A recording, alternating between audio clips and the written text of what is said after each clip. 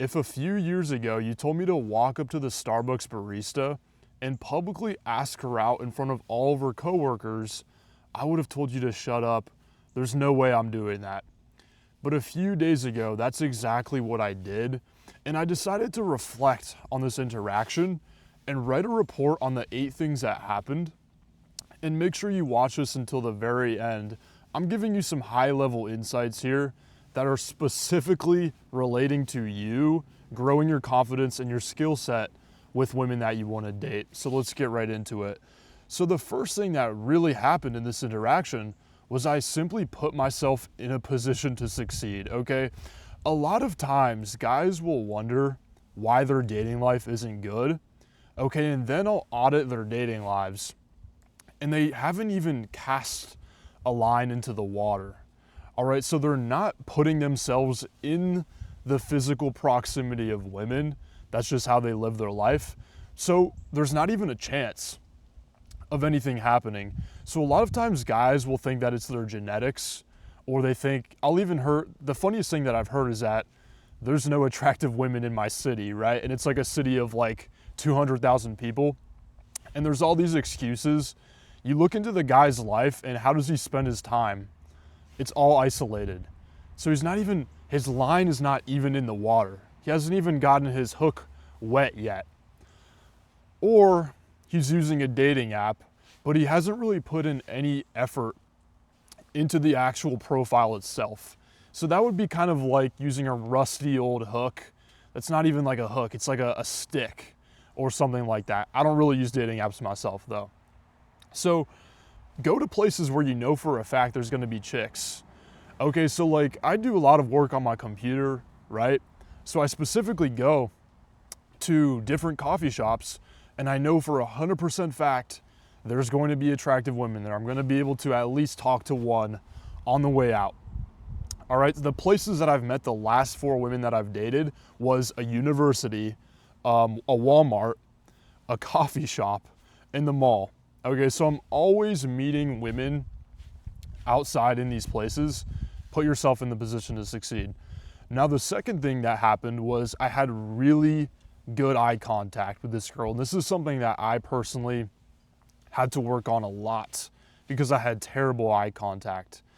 All right, so there was an experiment done in 1997 by a guy named Arthur Aaron. So 2 strangers, a guy and a girl, who never met before, they were put in a lab room and they took turns asking and answering 36 questions that gradually escalated in personal depth. After finishing this sequence of questions, the pair sat in silence and looked into each other's eyes for exactly 4 minutes with no talking. Okay, so the results of this study was that everyone involved, they felt extraordinarily close to their partner and closer than to most people they knew in their everyday life.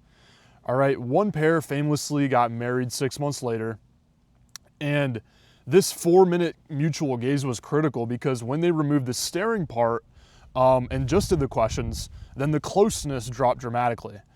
All right, so eye contact is one of the biggest things that guys are not good at. And it's one of the biggest things that allows you to form an actual connection with people. And this is because we're so disconnected. Okay, I personally feel that all of this screen time, it makes you socially retarded.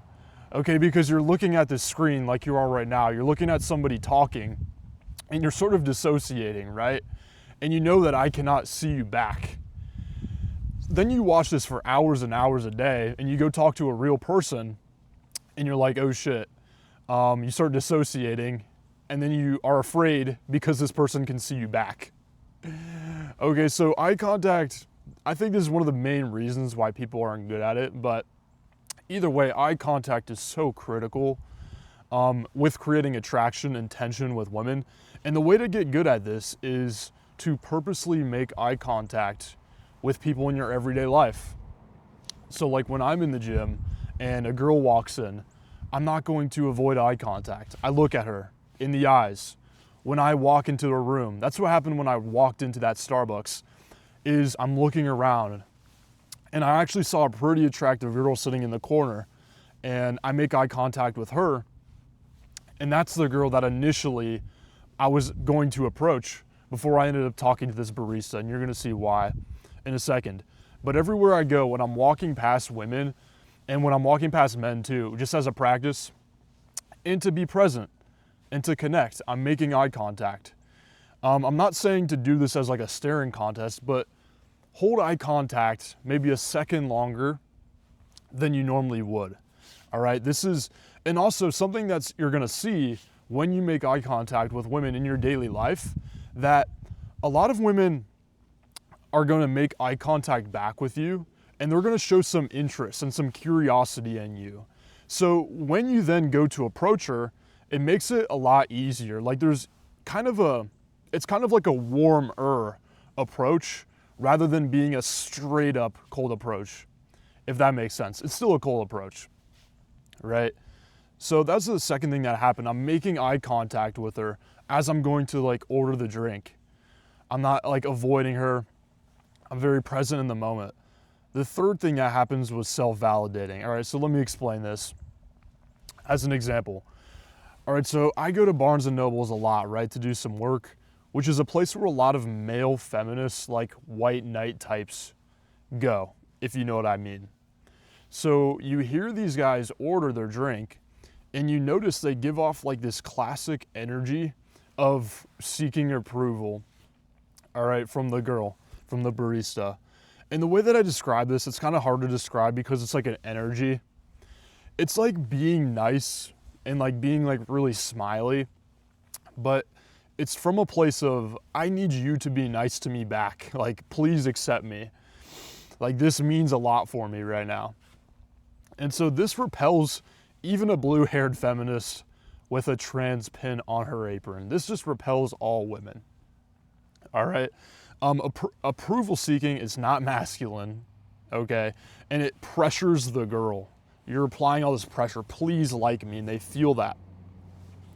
So I personally used to have an element of this approval seeking, and most men do, all right? A lot of this comes from the social conditioning that men are given like growing up. You have to think about the school system. Almost all of the teachers in the school system, especially in the earlier grades in preschool, daycare, these are all women, right? So you're surrounded with these women. Churches are very feminine now and feminist. The media is very feminine and feminist, as well as male feminist cucks. Also, so what they're doing is they're telling men how to act, a lot of women are, and what a real man is. Isn't that great? Getting to hear what a real man is, what a strong man is from a woman, which is absolutely ridiculous. Also shaming men, a lot of hateful women, okay, out there. Shaming men for toxic masculinity, which is completely made up and just bullshit. But this is what we get now. And so if you're thinking that I'm just sort of hopping on this like red pill niche, hopping on this red pill wave right now, no, I'm entirely genuine when I say this stuff. I personally experienced this. When I was writing this script, actually, when I was writing this report, it made me think back to when I was in second grade. And I was in this class, there was this teacher, I'll just say her name was Miss Wilkes. Okay, I don't want to dox her. But this teacher, I specifically remember one day, all of the boys in the classroom got in trouble, but it was only the boys. Okay, apparently the boys were all being bad, they were all being rowdy or something. I don't really remember exactly what happened. And she made us go outside and literally run laps outside. Keep in mind, this was like a reading teacher. This wasn't even like PE. This was a reading teacher. So she made all the boys, without exception, go outside and run laps. All the girls, they got to stay inside or just hang out. And I specifically remember hating this teacher and just viewing her as a bitch. Even in like second grade, I just hated this teacher. And so that is common in what you're getting in the school system and right now with a lot of women. Not all women are like that, obviously. So this is what happens. And a lot of men are always on the lookout now for does the women approve me? All right, so they're always worried about what the opinion of women is. Like the girl's opinion is like the pinnacle. It's just the absolute truth, right? Because hey, we all know that women are always very logical and they're never emotional, right? All right, so now I'm gonna talk about how I actually stopped seeking approval and how important this was in generating attraction with this girl at Starbucks, the barista. All right, so this is an exercise that I give to my clients. And number one is to stop listening to women. Like just take what women say with a grain of salt. Now the second thing is be okay with women not thinking you're a good person. Like you can even practice this mentally before you do an approach or before you go talk to a girl. Like just say to yourself, I am totally okay with this girl not viewing me as a good person. I do not care. All right, I just do not care. I don't need her to approve of me. I am good. I approve of myself. So paradoxically, when you're okay with women not liking you, they like you more. Would you look at that? All right, because you have this new energy of masculine independence. Okay, so I don't go up to the barista. I don't start talking. I'm like super smiley and feminine, like, hey, how's your day? All right, I'm not like sweating and like nervous around her. I have this energy of like masculine independence. Like I'm good. I'm having a good day, but I don't need you to like me. All right, I have my own personality. And then no pressure, so you're not putting pressure on that girl with, please accept me. So this allows the girl to psychologically come to you. You give her space to actually chase you and come to you rather than pressuring her and her feeling manipulated. So this is what happened with this girl, with this barista. All right. Now the fourth thing that happened was there was some commonality in this interaction. The girl asked me, because she saw me doing some like work on my laptop, she asked me what work I was doing on my laptop. And by the way, that was the first indication that she was interested in me, because she's asking me questions, even like as an employee, right? She's asking me what I was doing.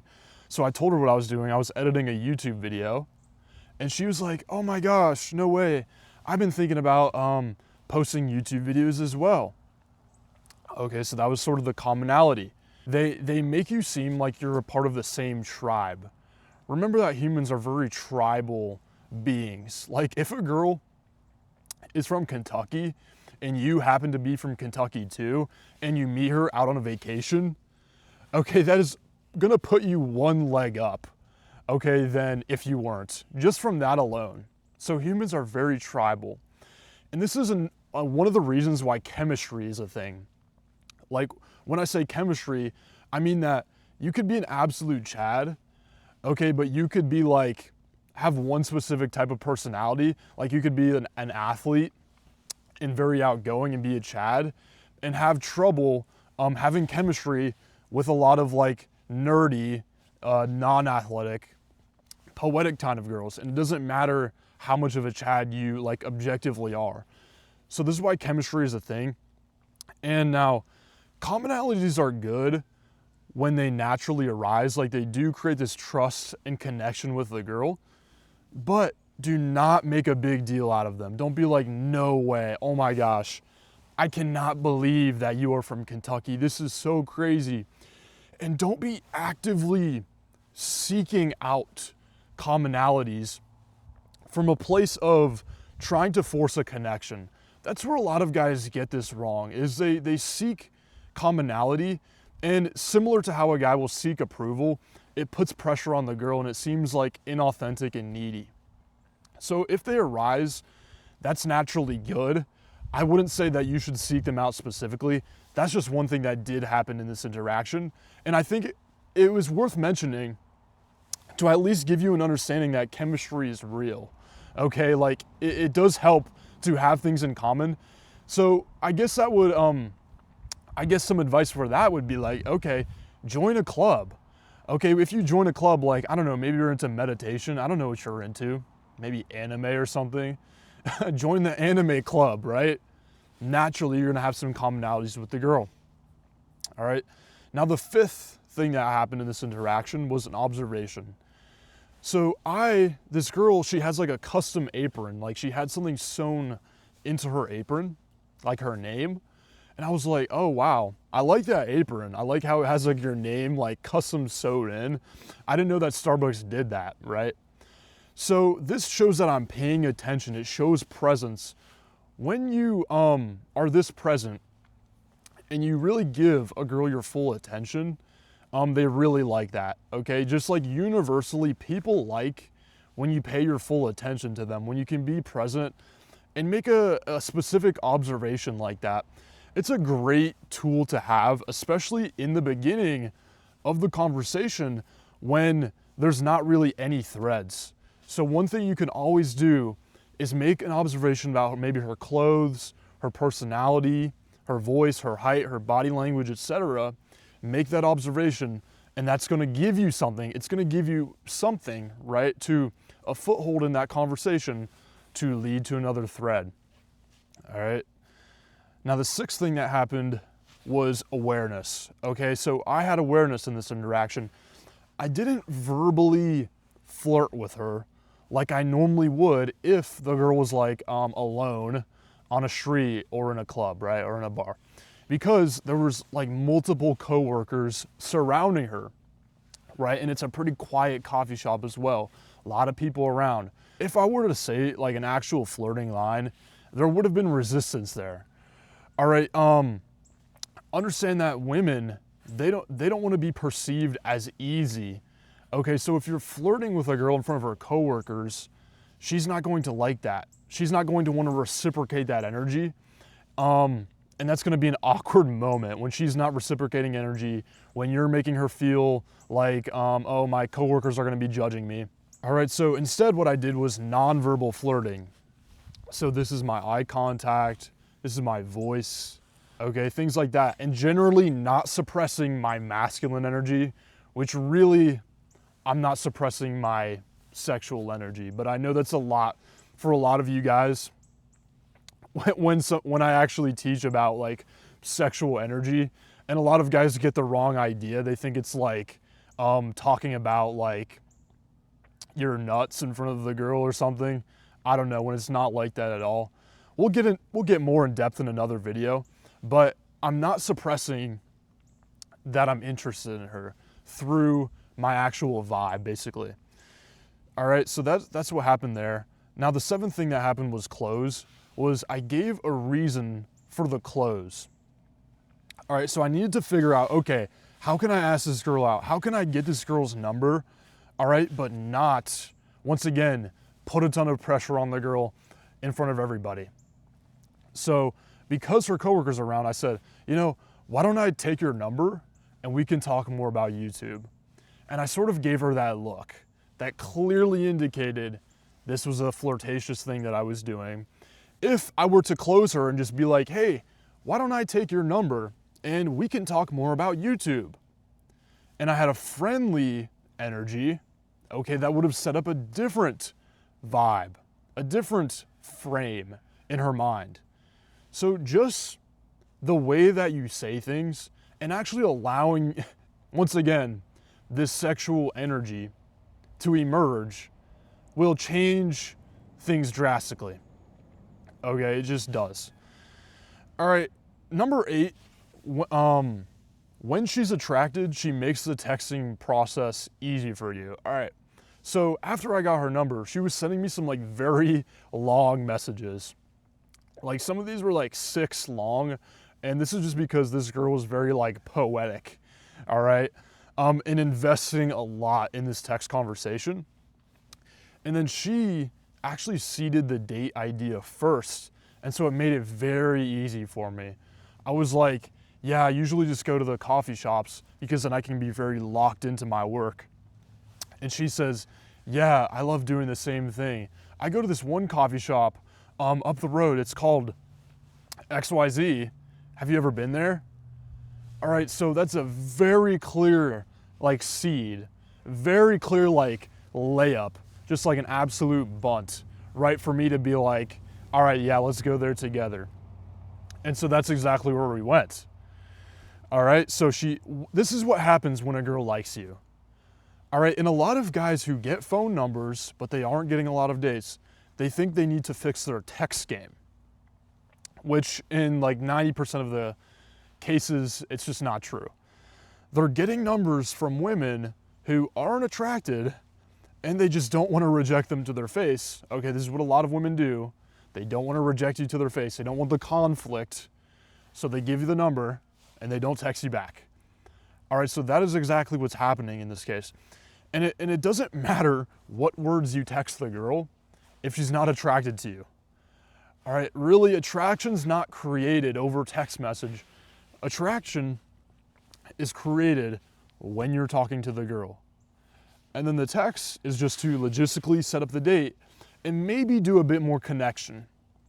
If you didn't get the chance to talk to her for enough, maybe like, make her a bit more comfortable. Make her like trust you a bit more. Make her think you're a safe guy, you're not needy. But really the attraction part over text, I mean, good luck, buddy. Good luck with that. Text game's not really real, to be honest with you. So, but when you do this right, when you have a good in-person interaction, she makes it so easy for you. It's just so easy. She's like, all right, what time? Let's do it. So worry less about text game, worry more about the interaction, which means developing your internal confidence as a man and developing your game, your social skill with women, understanding how to flirt, understanding how to escalate, understanding frame. If you want me to personally help you with this so that we can transform your dating life as fast as possible and you can have personal feedback and my guidance, then you can go right ahead if you want and click the link in the description. It's gonna take you to my webpage where you can book a free call with me and we can strategize about how to take you to the next level. All right, so click the link that's in the description. But that's all I have for the video today, guys. I hope you enjoyed this report and I'll see you soon.